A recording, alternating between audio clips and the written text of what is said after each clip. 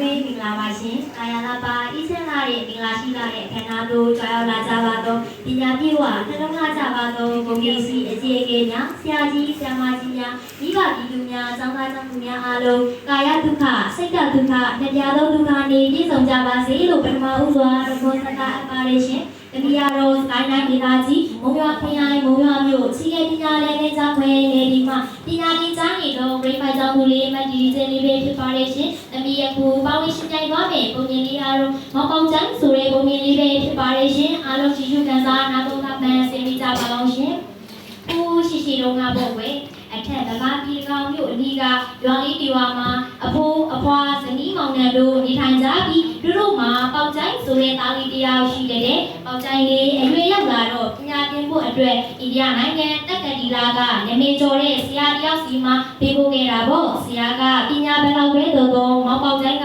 ထူးချွန်မှုမရှိပါဘူးဒါပြီးမဲ့မောင်ပေါက်ကျိုင်းကဇောင်းနာရန်ကောင်းပြီးအကြောင်းနဲ့မရှိတဲ့နှလုံးသားပိုင်ရှင်လေးတရားဖြစ်တဲ့မောင်ပေါက်ကျိုင်းကပညာမောင်ပေါက်ကျိုင်းဆရာကမောင်ပေါက်ကျိုင်းကိုပေါက်ကျိုင်းမင်းပညာသင်လာတာ3နှစ်တောင်ရှိပြီးမင်းခုပညာထူးချွန်မှုဆိုတော့မင်းပညာထူးချွန်မှုဆိုတာတိတ်မလွယ်တော့ဘူးเนาะဒါပေမဲ့မင်းကထူးခြားတယ်ကြောက်တယ်ဆိုတဲ့အဓိပ္ပာယ်ကိုမင်းလုံးဝနားမလည်ဘူးဒါကြောင့်ဆရာကမင်းကိုစကားကောင်းတစ်ခုပြလိုက်မယ်အဲ့ဒါကတော့တွားပါများခရီးရောက်မိပါများစကားရမအိမ်မနေအသက်ရှိဆိုတဲ့စကားလေးပဲမင်းဒီစကားကိုစိတ်ထဲအမြဲမှတ်ထားပြီပါအဲ့စကားရဲ့အဓိပ္ပာယ်ကတော့မင်းခရီးများသွားပါခရီးများသွားနိုင်လေမင်းရဲ့ဆောင်းနှံရန်ကောင်းပြီးခရီးအဆုံးကိုရောက်နိုင်တယ်မင်းလူတွေကိုမိဖို့များပြီးပါမင်းလူတွေကိုမိဖို့များပြီးပါကမင်းလူတွေမိဖို့များပြီးပါကတင်ယူစရာရလေလေပဲမင်းအိတ်ဓာတ်လျှော်ရင်အသက်ရှင်နေရမှာပဲမင်းစိတ်ထဲအမြဲမှတ်ထားပြီးတော့ဆရာစကားဆုံးတာနဲ့မောင်ပေါကျိုင်းကသ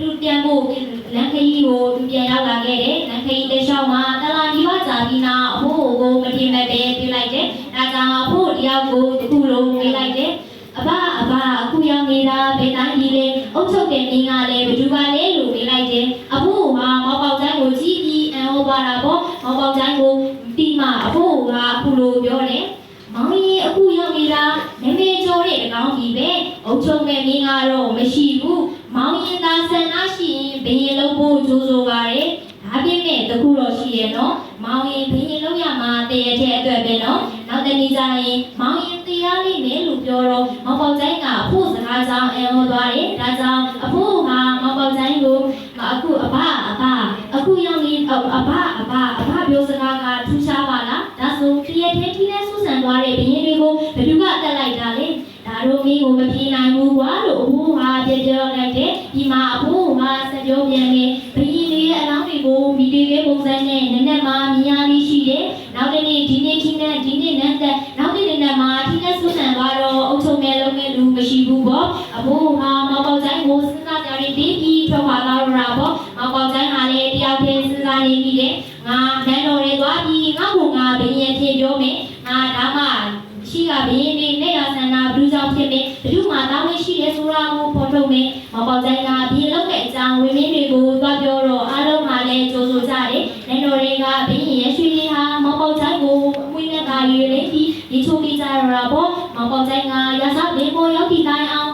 မောင်ပေါကျိုင်းကရသဘေးပေါ်ရောက်ပြီးတိုင်းအောင်ရှိကဘရင်နေနဲ့ရဆန္ဒဘလူးကြောင့်ဖြစ်မယ်ဆိုတာသိကျင်စိတ်ဟာတဖွာဖွာပေါ်လာတာပေါ့ဒီမှာမောင်ပေါကျိုင်းကစဉ်းစားလိုက်တယ်မရှိကဘရင်တွေမိတီရဲ့ပုံစံနဲ့မြင်တွေ့ရတာဟာငကားကြောင့်ပဲလို့ရုပ်ရဲ့စဉ်းစားနေပြီးတယ်ဒါကြောင့်မို့မူမက်တွေကိုခေါ်ပြီးအခုလိုပြောလိုက်တယ်ဒီညာရဲ့ကြီးမှပြီးပစ္စာစောင့်တိကြတဲ့အမက်ကြီးတို့ငါကိုရောမြဲဓာတ်ထက်တဲ့တစ်ချောင်းနဲ့ကြပြောပင်စီကြီးကြီးတပြင်းကိုလိုချင်တယ်ညနေနေဝင်ချိန်မှာဘယ်သူမှသိအောင်တိတ်တဆိတ်ငါကိုရောမြဲအခန်းစီကိုယူဆောင်လာပြီးကြပါအိမ်စကားကိုကြားရတဲ့မောင်ပေါကျိုင်းစီကအခုလိုစကားမျိုးကြားရတဲ့အခါနန်းတော်တွင်နန်းသားတွေဟာလည်းမောင်ပေါကျိုင်းကိုတီးတို့ဝေဖန်ကြတော့တာပေါ့မောင်ပေါကျိုင်းကလည်းသူ့အခန်းထဲကိုအနားယူလိုက်တယ်ညနေနေဝင်ချိန်ကတော့မောင်ပေါကျိုင်းမှာထားတဲ့ဓာတ်ထက်တဲ့တစ်ချောင်းနဲ့ကြပြောပင်စီကိုယူဆောင်လာပြီးကြတာပေါ့မောင်ပေါကျိုင်းကဘယ်သူမှမရှိတဲ့အချိန်မှာလူလေးယောက်နဲ့နောက်ဆုံးပေါ်ကိုကြပြောပင်စီကိုတင်လိုက်ပြီးအပေါ်ကနေသူ့အဝတ်စားတွေကိုအုပ်ထားလိုက်တယ်ပြီးတော့အပေါ်ကနေဆောင်းရစ်တစ်ထက်နဲ့လွှမ်းခြုံပေးလိုက်တယ်ဒါမ